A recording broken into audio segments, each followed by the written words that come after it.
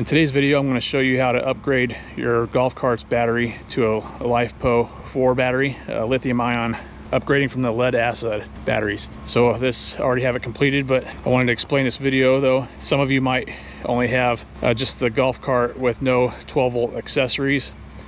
I'm going to show the full install on doing the battery, and then if that's all you need to learn how to do, then you can stop there. But I go forward and show how to install a 12-volt converter, and then as well as a 12-volt bus bar. Those will be needed if you have accessories like headlights and other 12-volt accessories, like a 12-volt plug or USB ports, that sort of thing. I also show how to install a USB port as well. So this is what it looks like completed. I have the USB port here.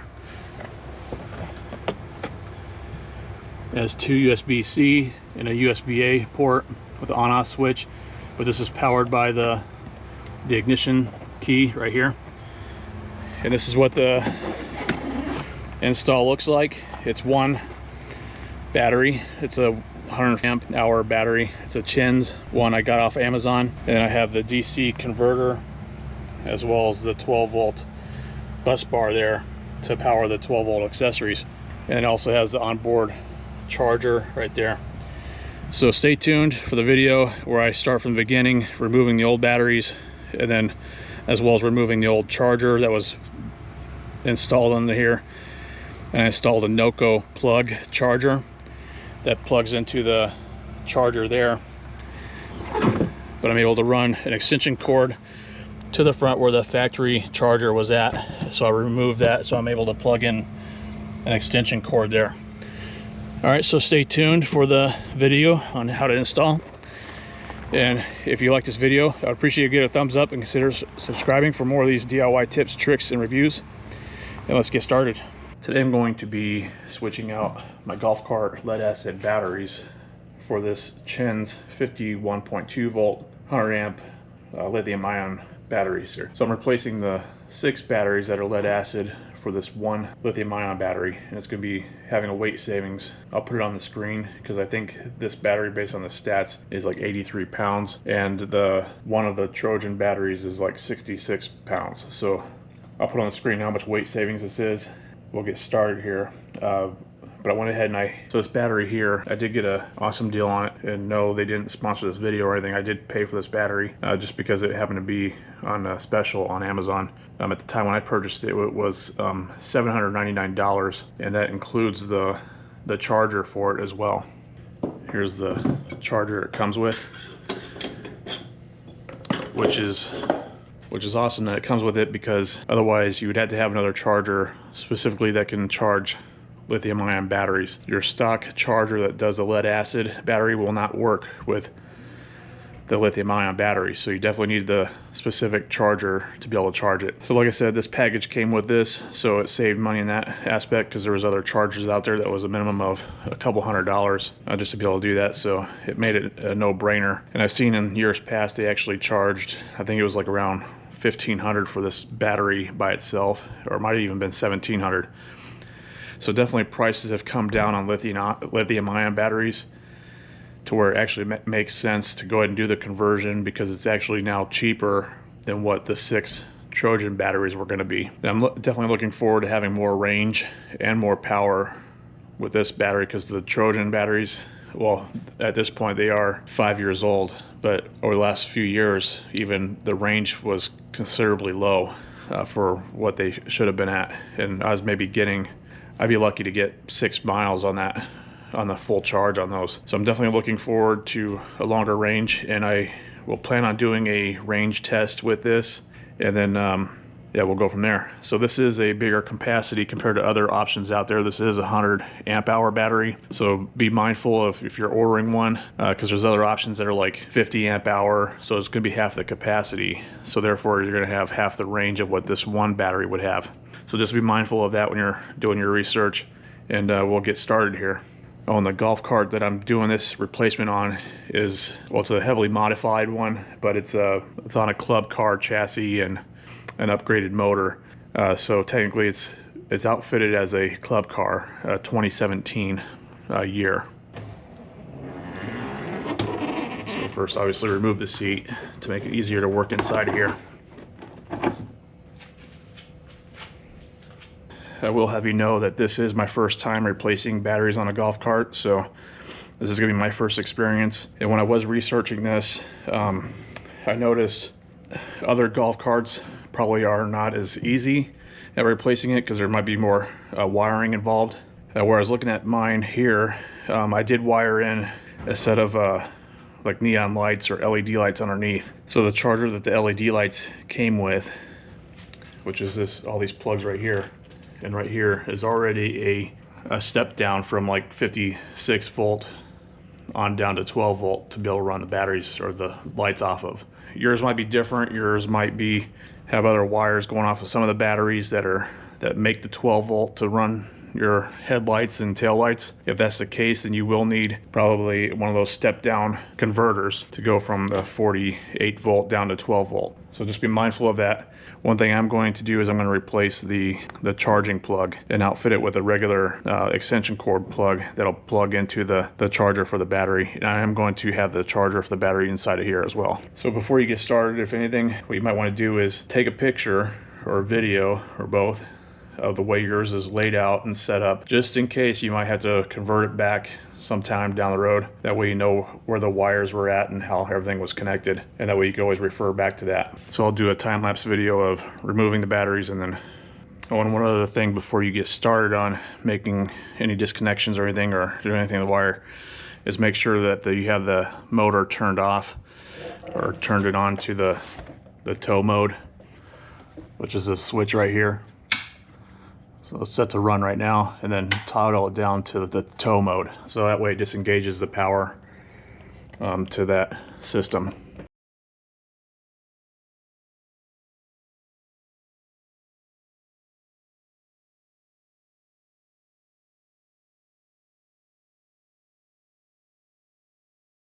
All right, so as you've probably seen the time-lapse video of removing the batteries, so I got them all removed. There was the two bolts that were holding down, that were part of the mounts to hold down the batteries. They were so badly corroded, it was like a pile of corrosion. I don't know if that showed up yet in the time-lapse or not, but if it did not, then that's what happened. So I ended up, after removing it, I took the golf cart outside and I basically flushed out the whole interior of this, of just a plastic pan area. I was careful not to get the sensitive wires wet, but it was just so much corrosion, so I decided to go ahead and just flush it out, and that way start off with a clean slate. Now with the battery size, it extends out over, it's going to be going past the midway point, which this midway point, I don't know if you can see it, I'll try to zoom up on it. It has this inner plastic piece here that's sticking up, a good probably like 3.5 inches or so. Well, I'm going to have to remove that in order for the battery to be able to sit flush. So, because the battery itself is like about 19, just over 19 inches long, which is about to here. So I mean, it's just barely. Yeah, it's like basically an inch, to where it's an inch too big. So, anyways, I'm going to remove that section, and I'm going to use the DeWalt oscillating tool. I have a multi-material cutting blade on it. I'm going to cut it flush along the bottom there. First, I'm going to make a flush cut on the edge here.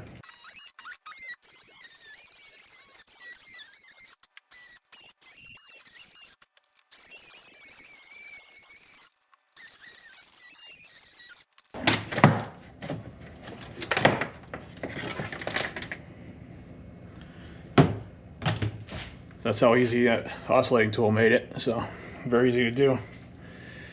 Definitely recommend that tool for all different kinds of projects. So I'll put links in the description to the battery as well as the tools I used for this project. Now, you might choose not to do this, but I'm going to be removing the factory charging port. So what I'm going to do is I basically follow the wires to the other side here. This portion right here that controls the on and off to the motor is held in by a T40 screw, and the screw was up here, so I removed that with just a screwdriver with the T40 bit. And so once I remove that, it allows me to pull this forward to access everything that's behind here.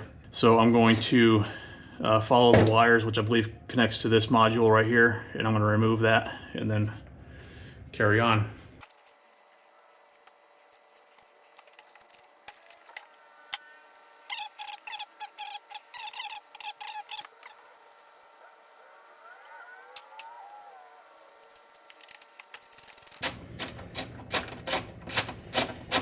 So this one was a 1/2 inch size nut or bolt. So I'll remove the black wire.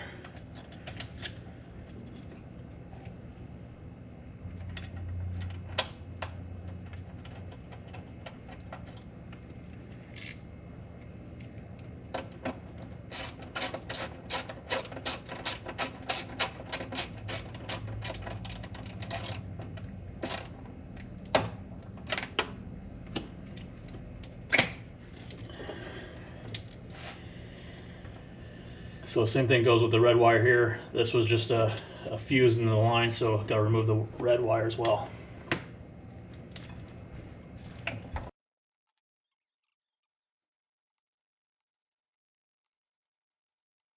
Because technically what's going on anyways, having the onboard charger for the lithium-ion battery, you no longer need it connected to this system. So because you're going to be charging the battery directly, and the battery has an on-site or a BMS system, so it controls how much you're able to charge it. It won't overcharge. So it also won't charge when it's too cold or too hot. So that's what allows you to just bypass this whole system, which otherwise, from my understanding, would control the amount of charge that was needed for the batteries, because otherwise there would be no system if you just put the charger directly on the lead acid batteries. So you definitely have to have something that tells it to stop charging. I'll just leave that in place, but be sure to plug this part back in, pull out the wire harness. Be sure you feed the wires back into this groove area. There's nothing pinching. Well, you can go and put this back in place. And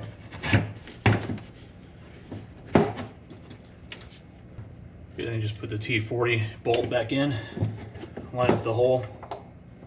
So this is the harness for here. Now next I'll be working on removing this.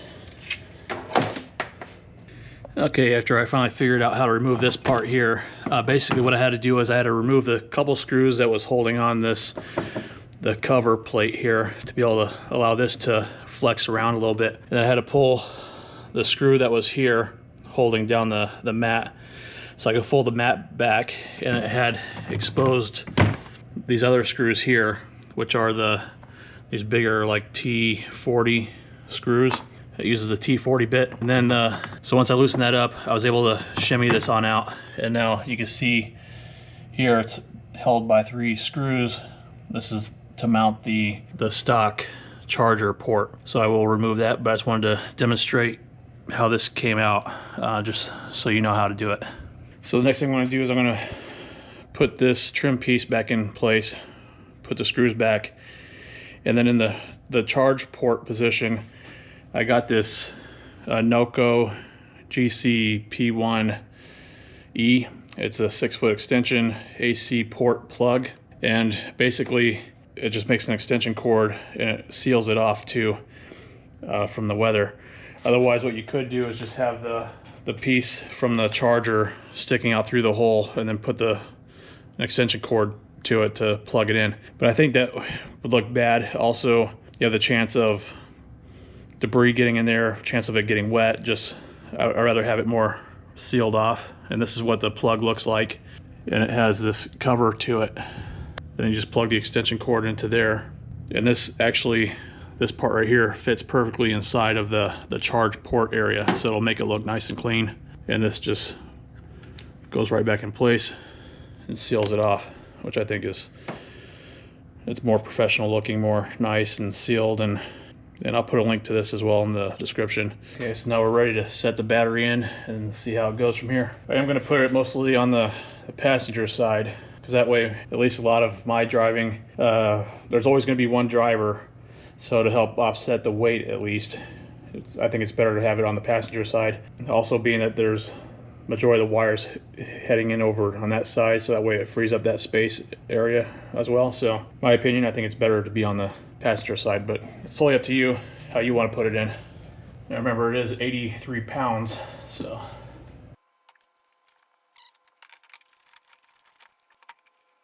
It does come with plastic covers for the terminals, so be sure to keep those in place until you're ready to actually make the connections.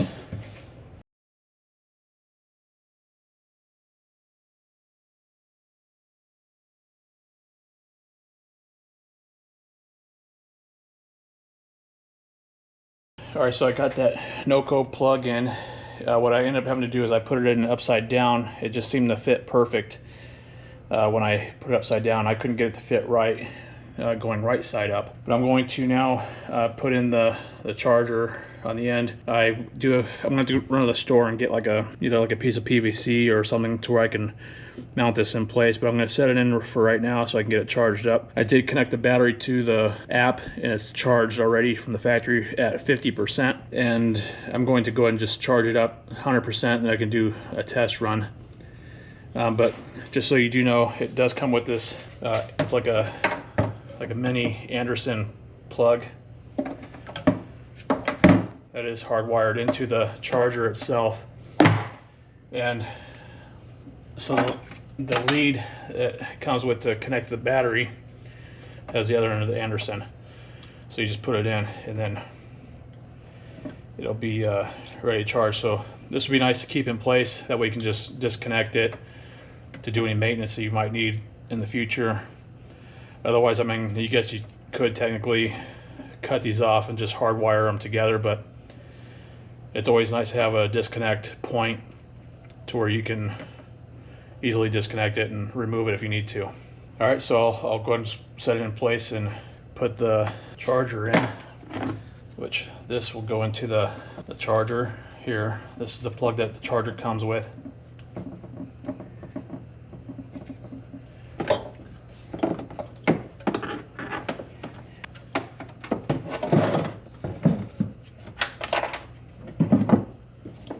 So the plug to the charger will get plugged into this NOCO plug that I have rolled up right here. So all it's doing is just essentially acting like an extension cord. And then I'll plug in the Anderson, which is the only way you can want to plug it in, so that way it ensures you're plugging it in correctly. So now I'll get an extension cord and plug it in. So I did take it for a quick test run and it works, and I also did a speedometer test and I got it to it was 27 miles an hour, which at that point I had to slow down because of the stop sign coming up. So I didn't fully test it out on the main road, just on a side road here. But this is the app that it connects to. It went down 1% from the test that I did, so it's at 49%. I'm going to now plug it in the charger, just go ahead and give it a full charge. And so for that NOCO plug, you have to make sure you have a regular extension cord to plug it into, just a regular extension cord like this. Otherwise, if it has like a multi-head, it won't fit inside the plug hole. And here's what it looks like, the NOCO plug. So like I mentioned, I put it upside down, so this flap just comes down then.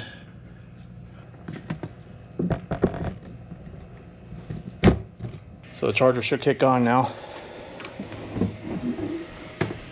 which I heard the fan just go on. So in the app it shows like a little lightning bolt. I'm assuming that's what it means by when it's charging.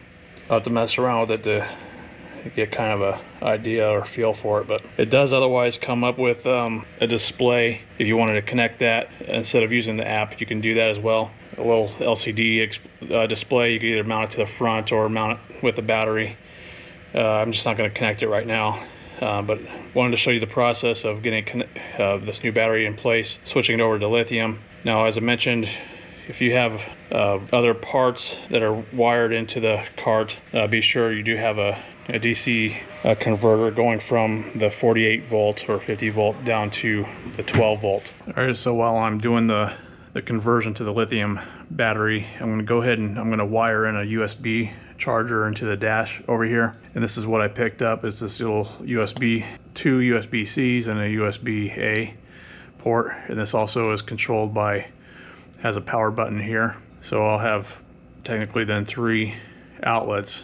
So I'll be able to charge phones or other devices like a camera or something. If I wanted to mount like a dash cam to the cart, I'll at least have 3 sources there. I went ahead and removed the floor mat here, and it's basically the 4 screws. So you got 2 screws over here and then 2 over there. Take those up and you pull it out. And then I took the face part off on the bottom.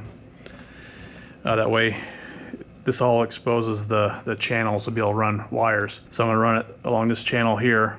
This is the cord for it. So what I did was I added this protective plastic pipe around the wires, and I'm going to drill a hole in the available area here on the dash part right here, and to mount this. So I'm going to run it through. I just wanted to explain to you how I'm doing it here, because once I have it exposed under here, I'm able to run the wire over and up to where the other wires come out of into the box there. So that way it's more of a direct path, and it obviously will easily hide the wires in.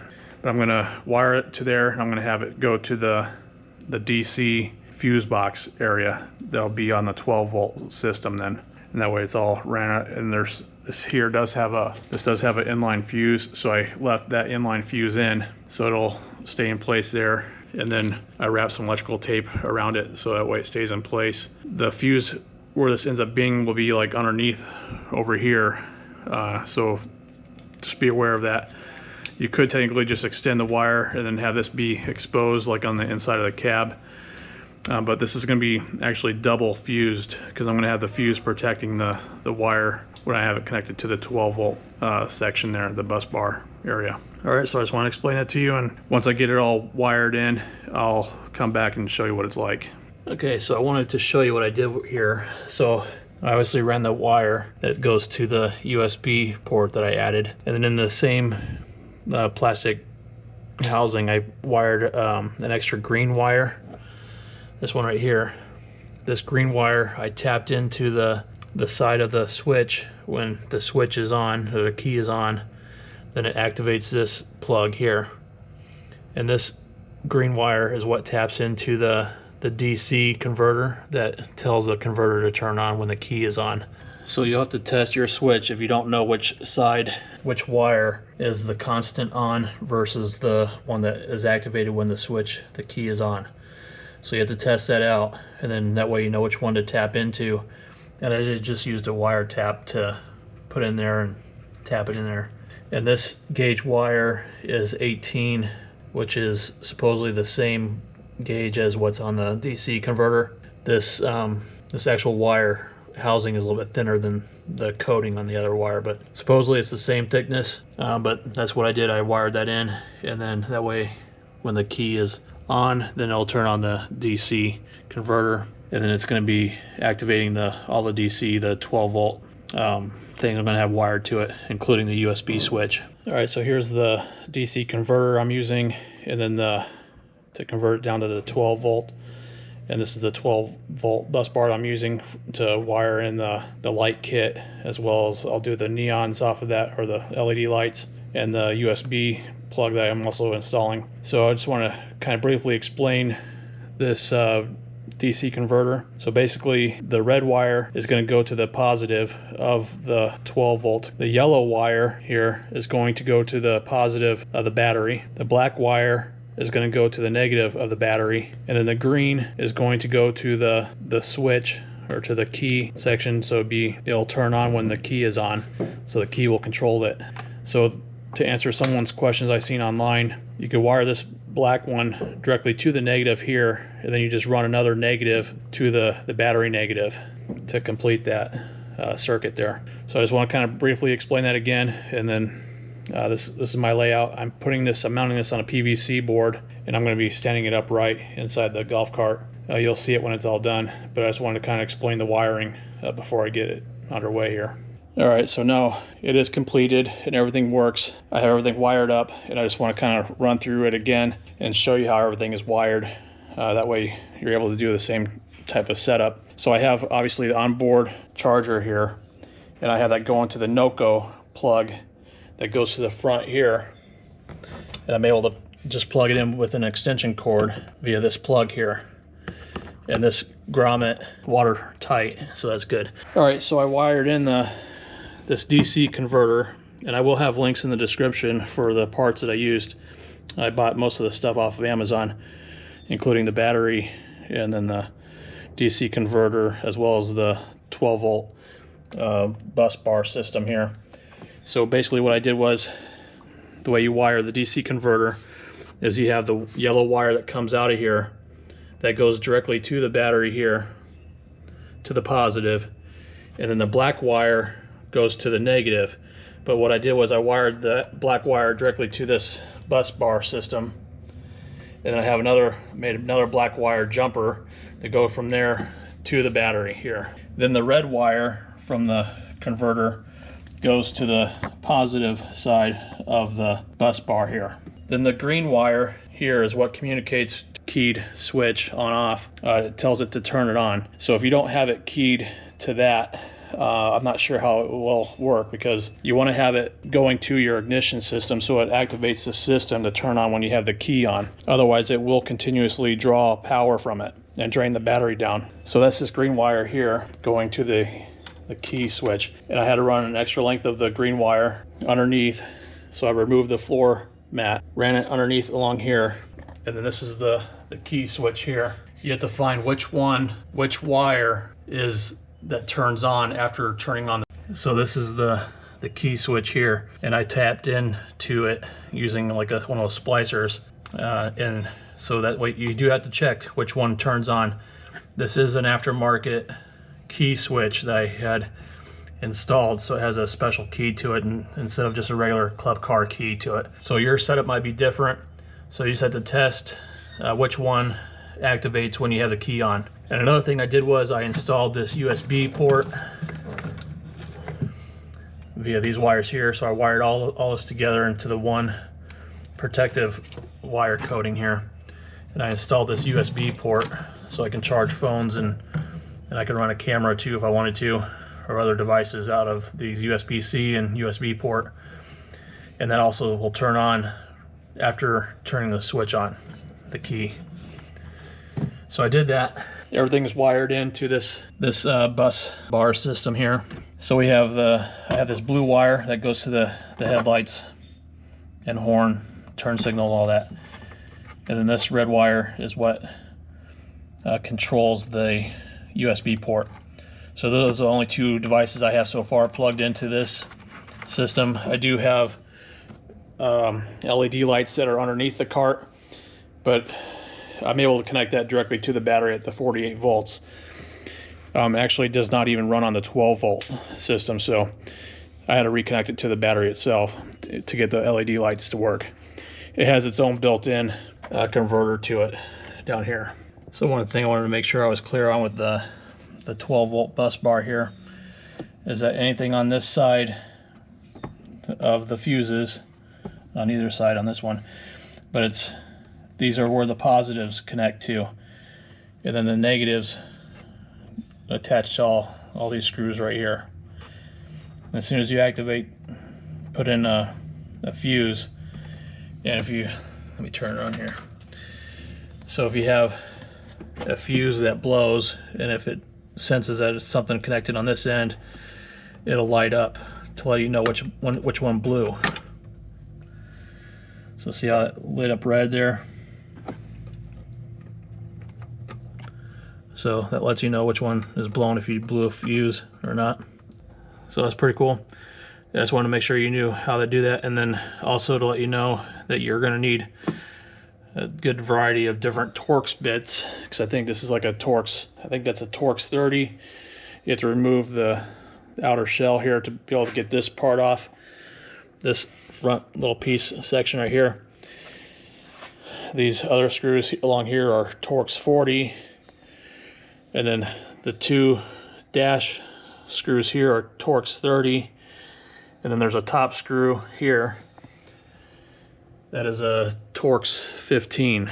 So just be sure you have the variety of the different Torx bits. That way you can undo everything that's needed to be undone. So everything's connected. I'm going to put the cover on the DC bus bar here. It does come with labels, as well as you can write in the label which circuit is what. But I only have 2 circuits. I will eventually label them if I add more items, but I already know what they are right now, but at least you do have the capability of being able to do that. And here's what it looks like with the cover on it.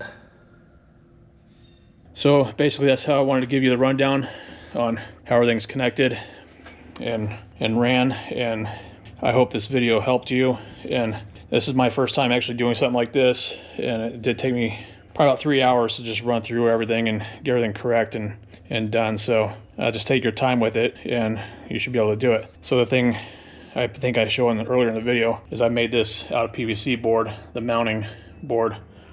So I was able to screw down the charger and then the bus bar and then the converter here. So I will go and do some test runs on it and see what kind of distance I can get out of the battery, and then I'll let you know. Okay, so I got everything back in place. I got the floor mat back in, and then the dashboard back. So this is what the USB looks like with the cover on, and then the cover off.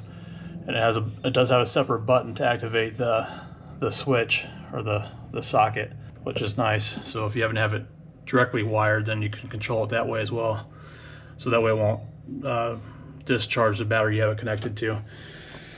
And the other great thing about having the extra space is that you can actually store an extension cord to be able to charge it if you happen to be out camping or traveling around or whatever. So it's a convenient place to put an extension cord that you can use then to plug into the front part.